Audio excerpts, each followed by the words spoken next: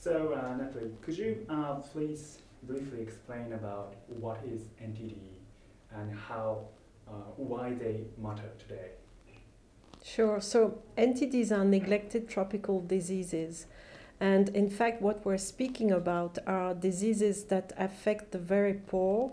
We call them neglected because they have been neglected for whole decades from the pharmaceutical R&D, because they affect very poor patients, because there is no return on investment from pharmaceuticals to find solutions for these patients.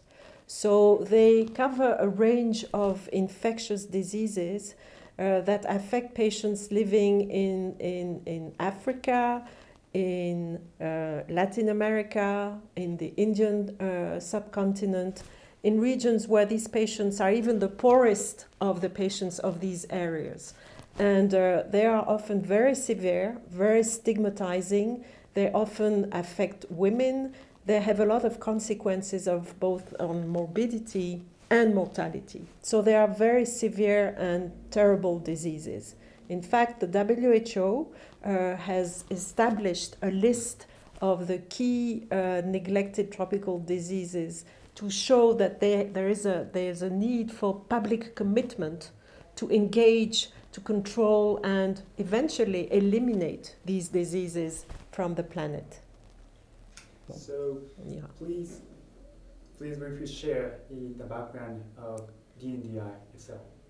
So the Drugs for Neglected Disease Initiative was founded in 2003 after MSF, Médecins Sans Frontières, or Doctors Without Borders, received the Nobel Peace Prize for their work in treating and finding, in treating patients. And the idea for DNDi was really to find a new model of developing drugs for these specific neglected tropical diseases. So it was founded in the grounds with research institutions from the grounds of the countries where the patients live. So MSF, of course, was one of the key founders, together with the Kemri Institute in Kenya, with the ICMR in India, with the Malaysian Ministry of Health, with Pasteur Institute.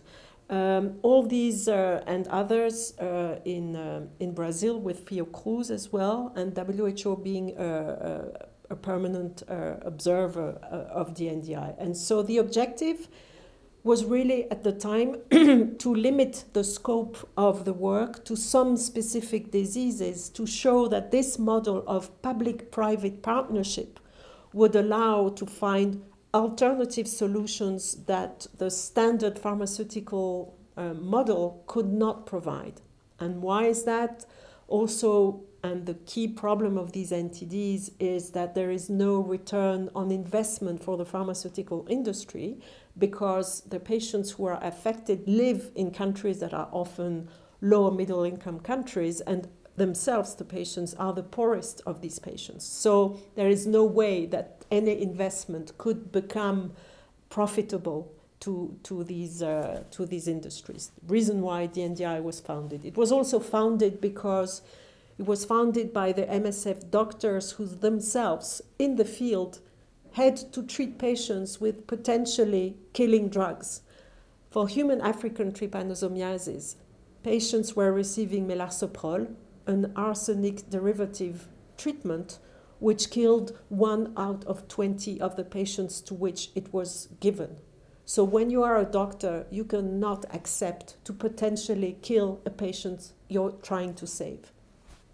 Okay, I'm sorry. You mentioned about no return on investment for the neglected tropical diseases, and then is there any other challenges or the opportunities in the area of drug development for those diseases, including the scientific Sure. So clearly the field of neglected diseases means it's been neglected by research.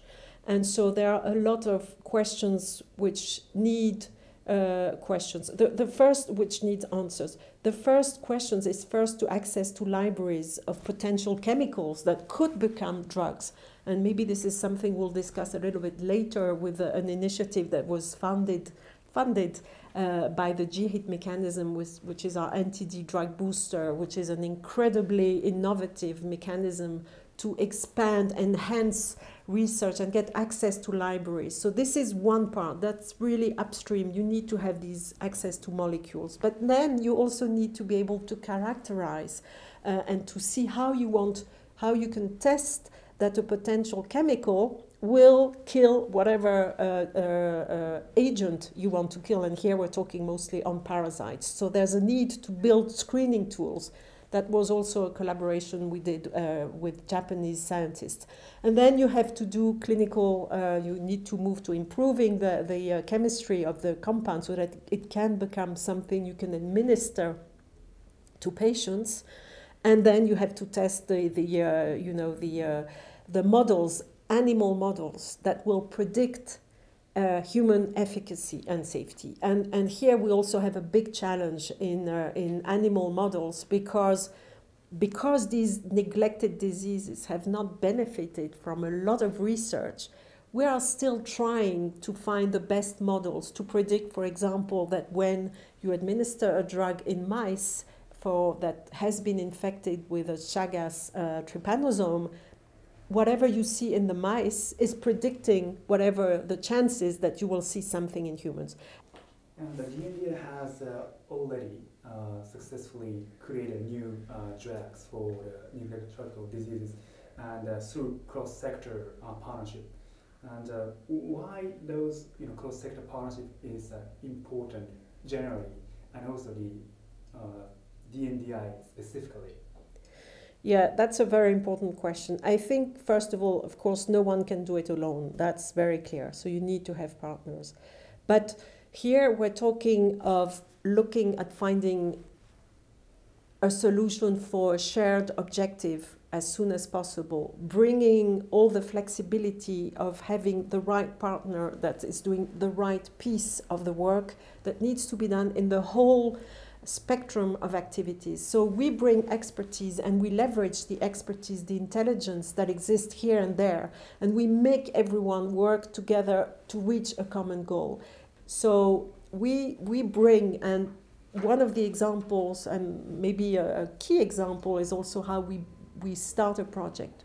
We build a project with what we call, in an area, a target product profile. And a target product profile is defined by members of what we call platforms, and these platforms bring together all the stakeholders, starting with those that will be using the product in the field. So here we have academics, we have physicians, we have national programs, ministries of health, we have NGOs, pharmaceutical industry. Everyone comes together and we say, okay, what would be the ideal profile of a drug or treatment for this specific disease? And also what is acceptable? As how far can we go to still accept this is bringing a solution? How and when did the DNDi's collaboration with Japanese entity come about? Yes, thank you. So in fact, DNDi was founded in 2003. We opened an office in Tokyo in 2004. And we started collaboration with Kitasato Institute in 2005, where we started looking at screening products, natural products from this institute for targeting products that would kill the trypanosome parasite for sleeping sickness. So that was the first collaboration, which led to the development of a screening tool. So that was a very good collaboration, as you can see, initiated very early on. But I think it also comes because Japan has had a history in getting involved in infectious diseases for a long time. So even before DNDi collaborated, there were some exchanges between the scientists in the field with Japan and, outside of Japan. So that was a natural, I think, collaboration. So can I ask the same question? So what do you think about the role of GHIT in terms of building a partnership between DNDi and the Japanese entities? Thank you. Well, I think it's been essential.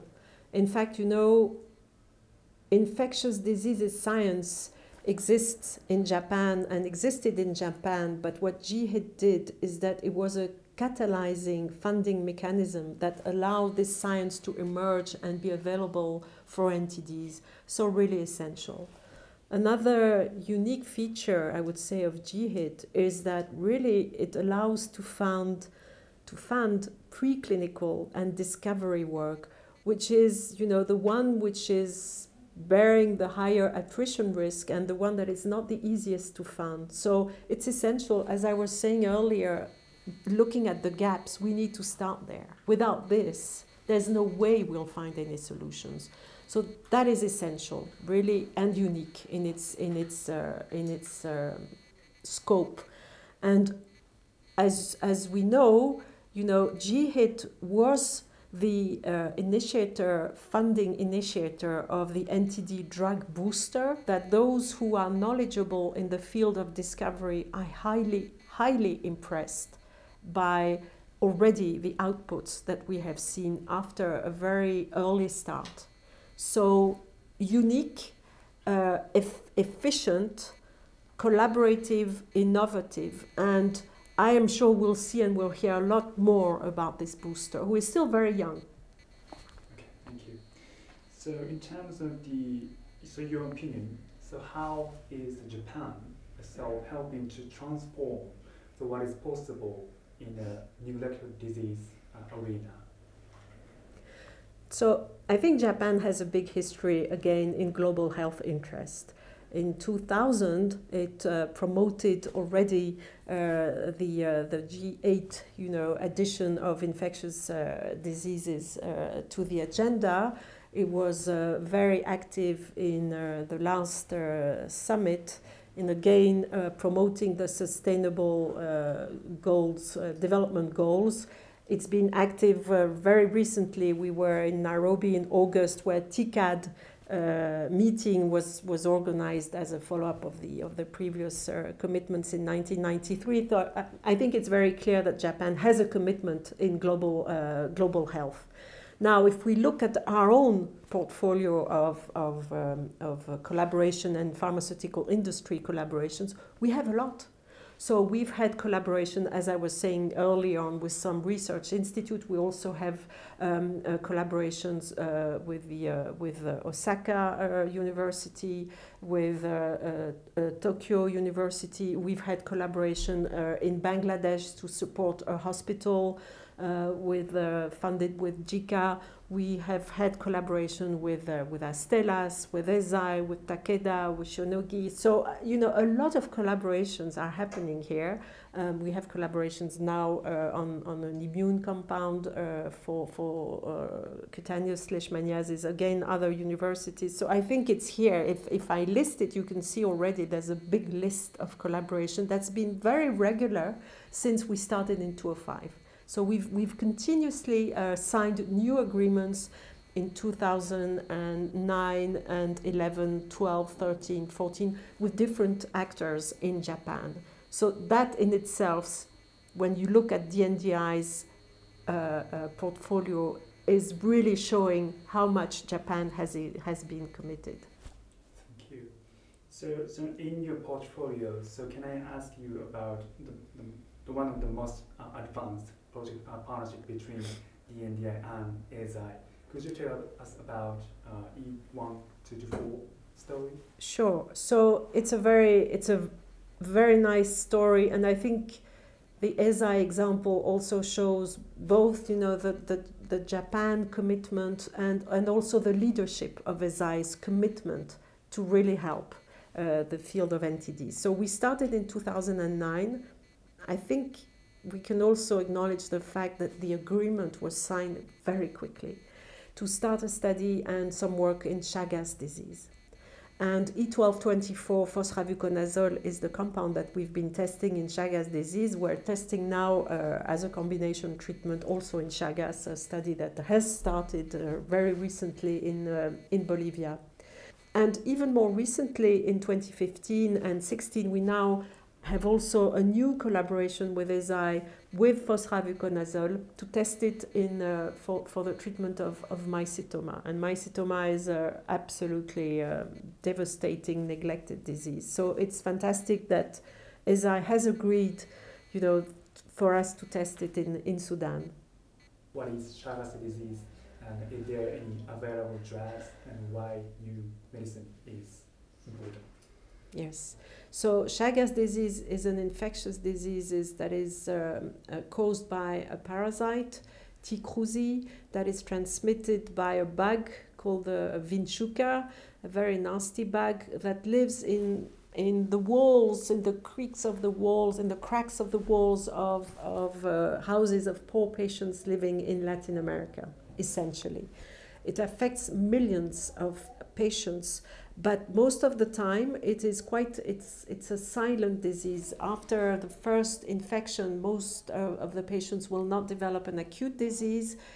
Sometimes they will, and they will get a treatment for that, but most of the time they won't. It will evolve very slowly, and possibly 20 to 30 years after that, some of the patients will develop a cardiac disease which is untreatable, essentially, and they will pass away from that disease, or they will develop a very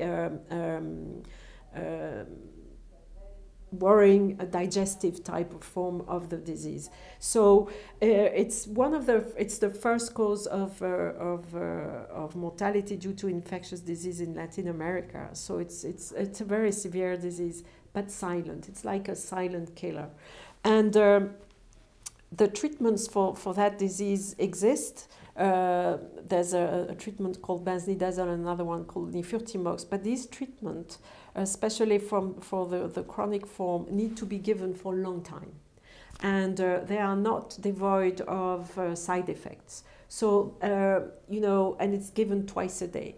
So definitely, when you think of a patient who has a chronic disease, has to take this drug for twice a day for 60 days. You have concerns about the compliance issues, and about, of course, that they will continue just because they don't tolerate it well, and it's too long to be taken as a regular treatment. So, in fact, what we need is really an oral treatment which has higher efficacy in chronic patients and better tolerability. And fosravuconazole is a drug that has a very long half-life, and it's very unique and very good because it can be given after 3 days loading dose. It can be given as a weekly treatment, so that's good. And what we're doing now is, in fact, to improve the long course of benznidazole, that treatment that I mentioned, combine it with fosravuconazole, or E1224, to manage to reduce the duration of treatment of benznidazole, and therefore improve compliance, decrease the risk of side effects, and maintain efficacy, or even maybe increase efficacy in these chronic patients.